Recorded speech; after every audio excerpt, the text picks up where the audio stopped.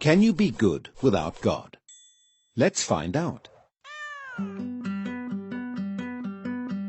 Absolutely astounding. There you have it.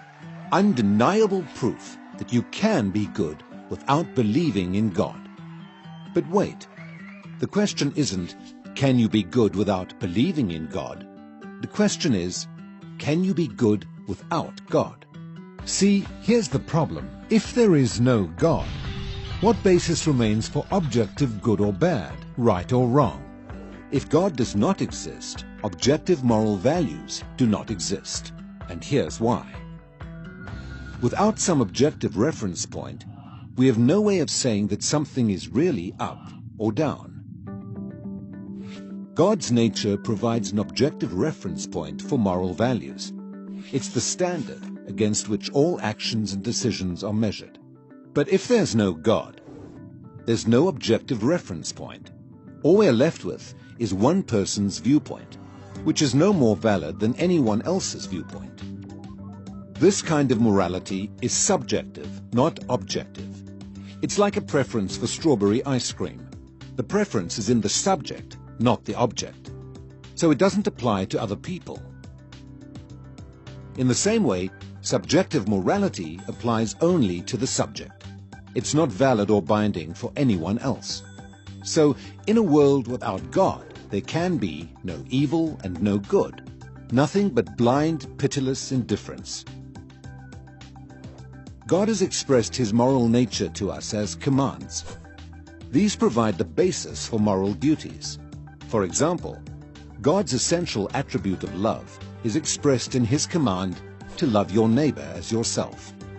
This command provides a foundation upon which we can affirm the objective goodness of generosity, self-sacrifice, and equality. And we can condemn as objectively evil greed, abuse, and discrimination. This raises a problem.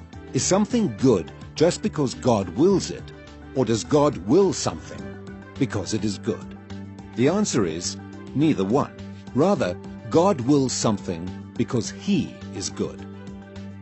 God is the standard of moral values, just as a live musical performance is the standard for a high-fidelity recording. Without your love. The more a recording sounds like the original, the better it is. Likewise, the more closely a moral action conforms to God's nature, the better it is. But if atheism is true, there is no ultimate standard. So there can be no moral obligations or duties. Who or what lays such duties upon us? No one. Remember, for the atheist, humans are just accidents of nature, highly evolved animals. But animals have no moral obligations to one another. When a cat kills a mouse, it hasn't done anything morally wrong. The cat's just being a cat. If God doesn't exist, we should view human behavior in the same way. No action should be considered morally right or wrong.